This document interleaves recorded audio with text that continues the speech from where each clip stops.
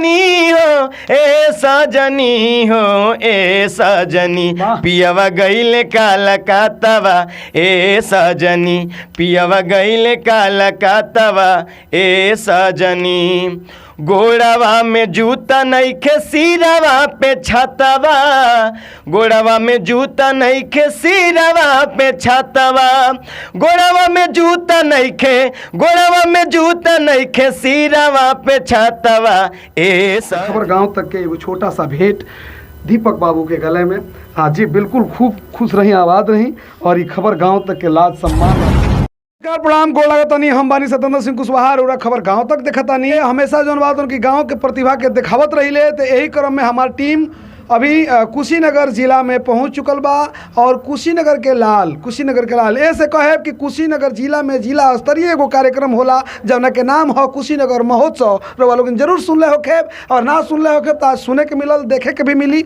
कुशीनगर महोत्सव में अपन झंडा गाड़े वाला विजेता, कुशीनगर महोत्सव के विजेता हमारा बीच मौजूद बाड़न, जेकर नाम दीपक बाबू बा। दीपक कुमार के नाम से सुप्रसिद्धि हासिल कैले हमन बाबू। तो सबसे पहले दीपक बाबू के स्वागत करे, अभिनंदन करे। स्वागत बा, अभिनंदन बा। कैसन बानी?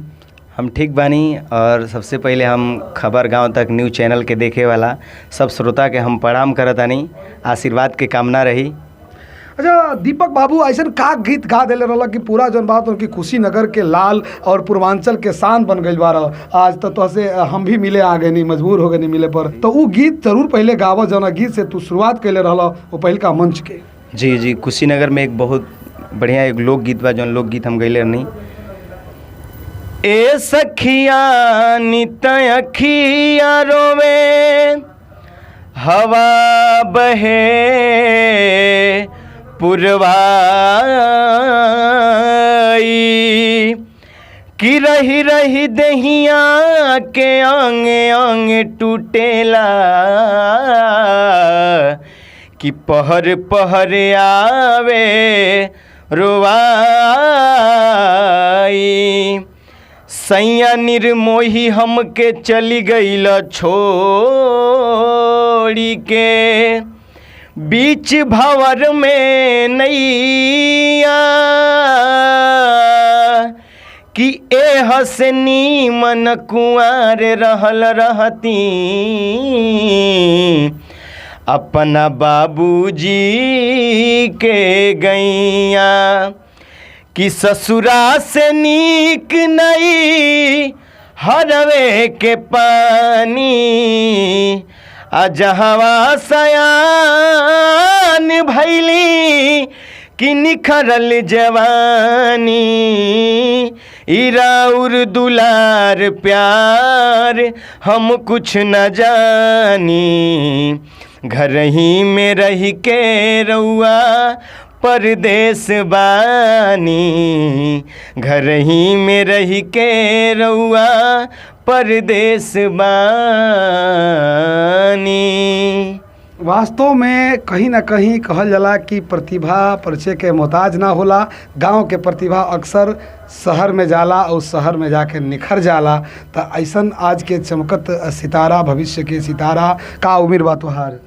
जी, उम्र हमार 17-18 साल बा। 17-18 साल के लड़का जौन खेले कूदे में आज व्यस्त बारन, आज 17 वर्ष में इतना बढ़िया गीत गावतारन। इनका ऊंचाई मिली और इस तरह के गीत के गावे वाला गायक लोग के हमने के आगे बढ़ावे के भी प्रयास कल जाओ और भी इनसे गीत सुने। चूँकि अगर सही में विजेता बारन तो भोजपुरी के धरोहर लोग बानी, वो लोग के भी गीत सुने के हम प्रयास करें कि वो लोग के भी गीत गा लेतरन कि ना। का ऐसा बा कि तू जेकर नाम हम रखे वो के गीत गा देबो?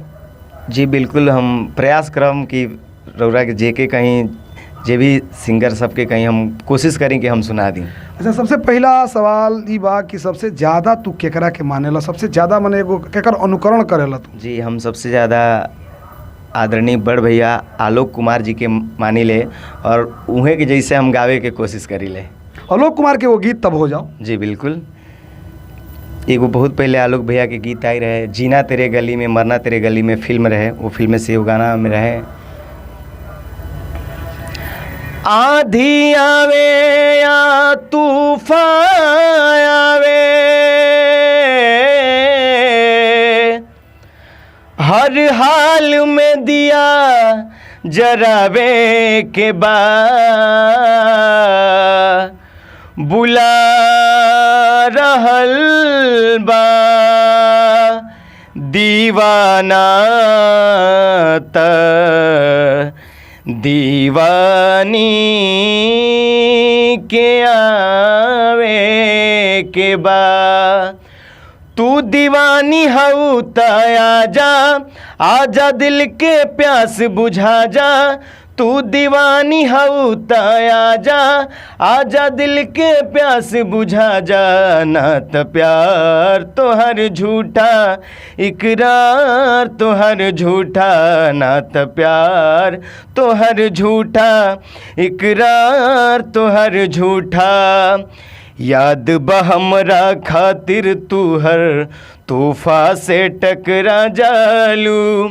हमरा एक आवाज पे दौड़ल बावरी हो के आ जालू। ओ दीवानी हो दीवानी, याद बा हमरा खातिर तू हर तूफा से टकरा जालू। हमरा एक आवाज पे दौड़ल बावरी हो के आ जालू। फिर से तूफा से टकरा जा, आजा सुन के सदा तू आजा। ना त प्यार तोहर झूठा, इकरार तोहर झूठा। ना त प्यार तोहर झूठा, इकरार तोहर झूठा। वाह। अभी दीपक बाबू फिलहाल में भोजपुरी इंडस्ट्री में दू गो जौन कलाकार लोग बा ट्रेंडिंग में बा काफ़ी, और अभी जौन बात उनकी आमने सामने बा लोग, पवन खेसारी की बात कर रहल बानी। जी जी। केकरा के माने ला पवन खेसारी में, केकरा के माने ला तू? हम पवन भैया भी ठीक बानी और खेसारी भैया तो हमारे खतरा तो दोनों आदमी बराबर बा, दोनों जानी अच्छा बानी। लेकिन पवन भैया के भी हम गीत के फ़ैन बानी, गायकी के, और खेसारी भैया के एक्टिंग के। वाह, यानी कि मन रखना बाड़े ही दोनों आदमी के मन रखे के प्रयास करते रहे बाबू। तो कहीं ना कहीं शुरुआत करे हम पवन सिंह के, अगर गायकी तरह अच्छा लगेला तो पवन सिंह के कोनो गीत गुनगुना। जी बिल्कुल। हो गली गली घूमेला हो मन के भंवरवा, मिले नाही चिको करार। गली गली घूमेला हो मन के भंवरवा, मिले नाही चिको करार।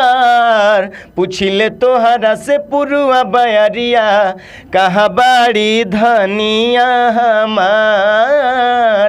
पुछिले तोहरा से पुरुआ बयरिया, कहाँ बाड़ी धनिया हमार। वाह, कैसे लागत गीत रोल हो गया, ये कमेंट बॉक्स में जरूर बताओ तो रही सब है। अब हम चाहे कि खेसारी के भी एगो गीत इनका से सुनल जाओ। खेसारी के कोनो गीत गाओ। जी, खेसारी भैया के एगो गीत बड़ा ट्रेंडिंग में चला था, सैड सॉन्ग, कि दिल ना लगई हा हो गोरिया हो, दिल ना लगई हा हमके बिसरैहा। अब जा जा जा जान भुला जाइहा। अब जा जा जा जा जा जा जान भुला जाइहा। वाह, तो हमके तो थोड़ा सा गीत अच्छा लागत है इनका, लेकिन रउआ लोग के कैसा लागत है रउआ लोग कमेंट बॉक्स में जरूर आए दी। और हम थोड़ा सा चले पुरान जे प्रौढ़ लोग बा जे भोजपुरी के वास्तव में बरकरार रख ले बा, ओई में से कुछ गीत सुने के प्रयास कल जाई। तो का भरत शर्मा के गीत सुनाइबा कोनो? जी जी बिल्कुल, हम भरत शर्मा जी के बचपन से सुना था, नहीं भरत शर्मा जी के गीत सुना रहल बानी। गोरिया चांद के अजोरिया नियन गोर बाड़ू हो, गोरिया चांद के अजोरिया नियन गोर बाड़ू हो। तोहर जोड़ केहू नहीं खेबे जोड़ बाड़ू हो, तोहर जोड़ केहू नहीं खेबे जोड़ बाड़ू हो। गोपाल राय के एगो सुनाओ। जी, कि काहे खिसी आइल बाड़ू जाले बुका हो, काहे खिसी आइल बड़ू जाले बुका हो, बोला हमर सुगनी परान ले बुका हो, बोला हमर सुगनी परान ले बुका हो। काहे खिसी आइल बड़ू जाले बुका हो। मदन राय के सुनावे। फेंक दिहल थारिया, फेंक दिहल थारिया, बलम गैले झारिया, पहुँचले कि ना, उठ जिया में लहारिया, पहुँचले कि ना, उठ जिया में लहारिया, पहुँचले कि ना। फेंक दिहल थारिया हो, फेंक दिहल थारिया, बलम गैले झारिया, पहुँचले कि ना, उठ जिया में लहारिया, पहुँचले कि ना, उठ जिया में लहारिया, पहुँचले कि ना। वाह, बड़ा ही शानदार आवाज़ बा इनकर। भोजपुरी के जौन बात की काफ़ी समेटे के प्रयास करता रहे। भोजपुरी में बड़ा सुंदर इनकर आवाज़ भी बा।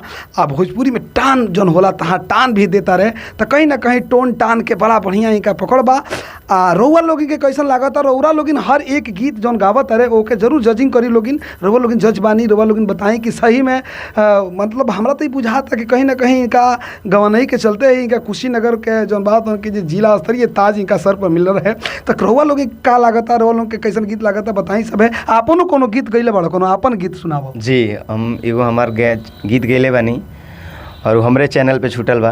अच्छा, सिंगर दीपक कुमार नाम है चैनल के, वो चैनल पे बा। अच्छा, वो गाना हम गईले रहनी। कि नींद अखिया से केहू चुरा ले गइल, नींद अखिया से केहू चुरा ले गइल, जान आपन बना के दगा दे गइल, जान आपन बना के दगा दे गइल। हो नींद अखिया से केहू चुरा ले गइल, नींद अखिया से केहू चुरा ले गइल, जान आपन बना के दगा दे गइल, जान आपन बना के दगा दे गइल। वाह, सही में कशिश बाई ये बालक के गीत में प्यार वार भेल रहे का? नहीं, प्यार तो नहीं के भाई, प्यार वार अभी नहीं के भाई ना। उससे तो प्रपोजल हमेशा आवत रहेला, मिलेला, लेकिन हम एक्सेप्ट ना करीले। का है काश कि ये चीज़ में हम ये चीज़ करे के हमके मन ना करेला। मतलब शारीरिक कमजोर देखा नो नहीं, ऐसा कोनो बात नहीं के। हाँ। चूँकि पुरनिया लोग कहेला कि प्यार जे करेला वो बर्बाद भी होला, बन भी जाला, लेकिन हम ऐसे ना करीले। काश कि हमार प्यार तो हम संगीते से प्यार करीले। वाह, मतलब प्यार बा संगीत से प्यार बा। और तहार गीत जैसे सैड सॉन्ग हम सुननी है तैसे लागल है। चलो हम तारा गायकी के एगो चैलेंज देब, और वास्तव में अगर तू गावत आ रह तो भोजपुरी साहित्य के शेक्सपियर केकरा कहल जाला? परम आदरणीय भिखारी ठाकुर जी के। तो भिखारी ठाकुर जी के एगो विदेशिया आवेला नाटक भी ओकर रहेला, तो विदेशिया के एगो थोड़ा सा छाया छोड़े के प्रयास करो। जी बिल्कुल। ए सजनी हो, ए सजनी हो, ए सजनी,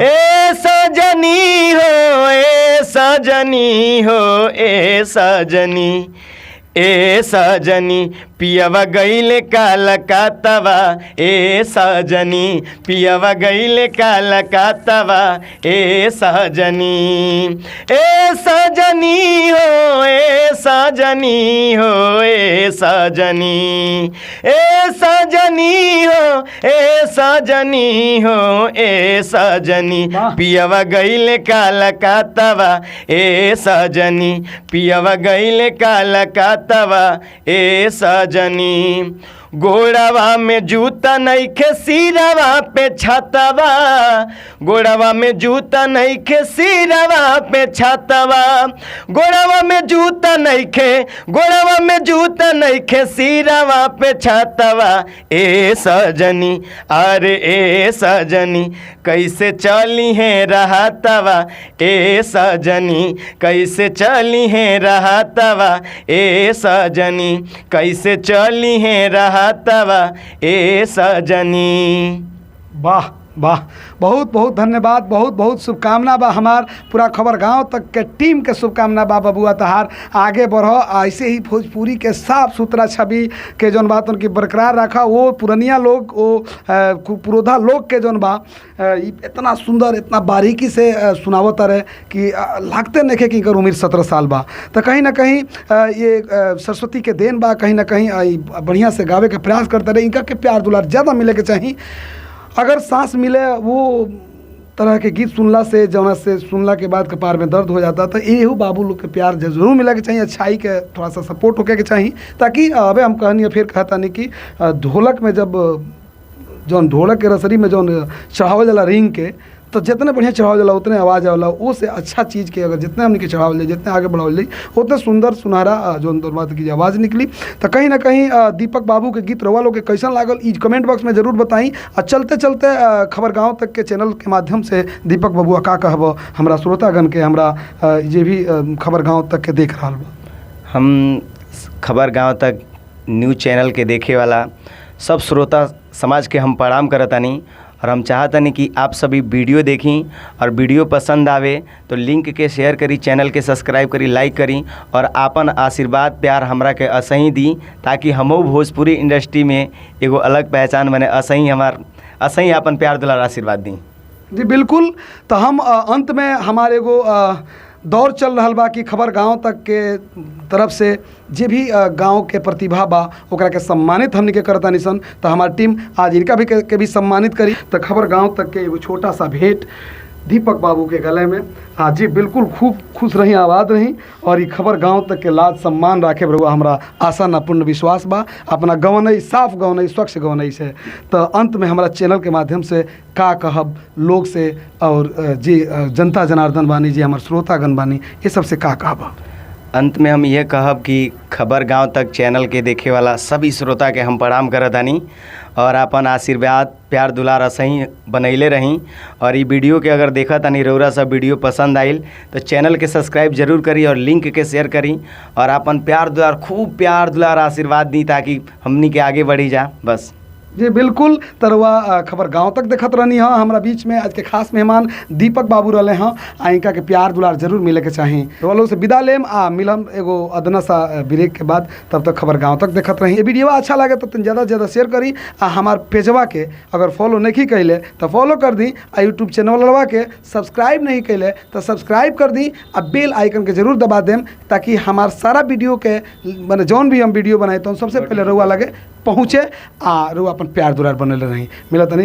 नमस्कार, प्रणाम, जय।